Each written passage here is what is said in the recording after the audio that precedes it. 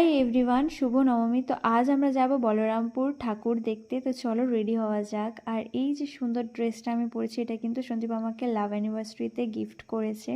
তোমরা কিন্তু অবশ্যই জানিও যে কেমন লাগছে। তোমাদের আমি 3টে কানে দেখিয়েছিলাম, তার মধ্যে আমার একটা পরতে ইচ্ছা করছিল না, কারণ এতটা পরিমাণে কান ব্যথা করছিল আমার, যে কি বলবো। মানে কানের পরে প্রচণ্ড পরিমাণে ব্যথা করছিল। আর যে কানেরটা আমি পরেছি, এটাই আমি এই ড্রেসটার সাথে নিয়েছিলাম, আর এটাই আমি পরেছি অনেক কষ্ট মষ্ট করে। তো সন্দীপ তো আমার রেডি হওয়ার আগে এসে গেছিলো, অনেকক্ষণ ধরেও বসেছিল। তো যাই হোক, তারপর আমরা সবাই মিলে আর কি বেরিয়ে পড়লাম। আমি, রেখা, মিষ্টু আর পায়েল আর প্রকাশ আমরা ছিলাম টোটোতে, আর সন্দীপ আর অমিত ছিল হচ্ছে বাইকে। তো টোটোয় যেতে যেতে মাঝ রাস্তায় আমরা দাঁড়িয়েছিলাম, ওখানে নিলাম কুরকুরে। কুরকুরে খেতে খেতে পৌঁছে গেছি কিন্তু বলরামপুর। তারপর যে যার পছন্দ মতো ব্রেকফাস্ট করে নিয়েছি, তারপর চলে এসেছি আমরা ঠাকুর দেখতে। বলরামপুরে কিন্তু বেশ ভালো ভালো প্যান্ডেল হয়।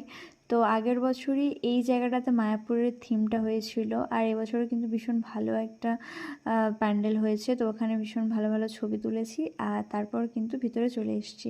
আর এখানে এত ভালো লাগছিল, আমরা অনেকক্ষণ ছিলাম এই জায়গাটাতে, কারণ চারিদিকে কুলার লাগানো ছিল, ওপরটাতে বেশ ভালো প্যান্ডেল করা ছিল, একটু রোদ লাগছিল না।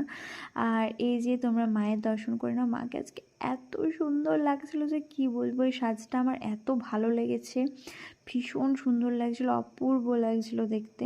তো এই জায়গাটাতে আমরা বললামই তো অনেকক্ষণ ধরেছিলাম। তো তারপর আর কি বার হই, আর এই যে পাইলে জুতো ছিঁড়ে গেছে ইতিমধ্যেই। তারপর চলে আসি স্টেশনে, আর রোদ তো রোদ, প্রচণ্ড পরিমাণে রোদ। আমাদের মনে হচ্ছিল আমরা বেকারই এসেছি এত জলদি।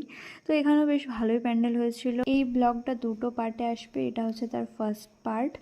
তো এই পার্টটা তোমাদের কেমন লাগলো অবশ্যই কিন্তু কমেন্ট করে জানিও। দেখা হচ্ছে নেক্সট পার্টের সঙ্গে, ততক্ষণের জন্য রাধে রাধে।